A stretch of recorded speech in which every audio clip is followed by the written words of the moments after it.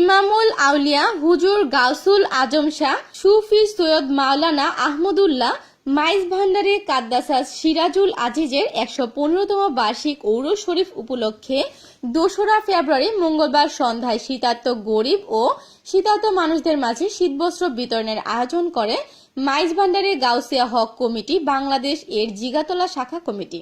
শীতবস্ত্র বিতরণ করেন ঢাকা দক্ষিণ সিটি কর্পোরেশনের ১৪ নং ওয়ার্ড কাউন্সিলর জনাব ইলিয়াসুর রহমান বাবুল।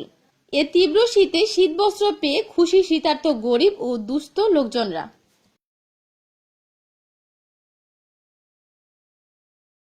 মানুষের সেবা করাটা হলো চিন্তা, মানুষ উপকার হয়ে দোয়া করবো সেইটা হলো চিন্তা।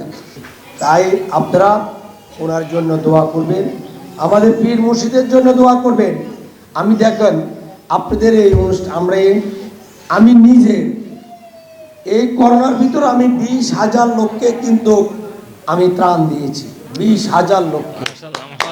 প্লাস আমার সরকার থেকেও দেওয়া হয়েছে, আমাদের মাননীয় মেয়র সাহেবের তরফ থেকেও কিন্তু দেওয়া হয়েছে। এইভাবে আমাদের এই এলাকায় আমরা হিসাব করছি ৪০,০০০ লোককে আমরা সাহায্য করেছি। ৪০,০০০ আজকের দিনে আজকে আমি এখানে আসনের আগে সকালবেলায় আমি আমাদের এখানে যত আছে ঝাড়ু বা আমাদের সুইপারের লোক যারা আমাদের ক্লিনার, তাদেরকে আমি সকালবেলায় কম্বল দিচ্ছি তাদেরকে। সেখান থেকে পরে একটু কাজকর্ম করা আবার ব্যাংক এশিয়ার থেকে আবার কম্বল দিচ্ছি। প্রত্যেকটা নেতা কর্মীকে প্রত্যেকটা অঞ্চলকে বলে দেওয়া হয়েছে তোমরা মানুষদেরকে শীতের বস্ত্র পৌঁছাই দাও, সেই কাজটা চলছে।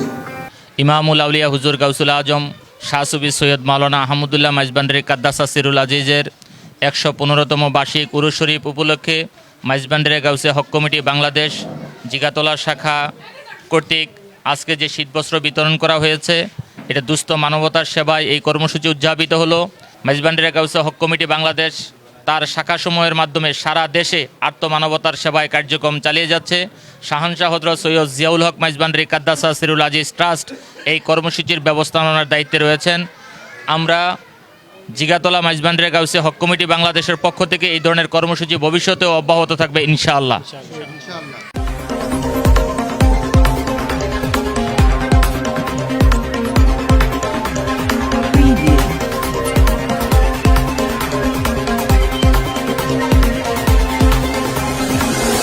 Preview.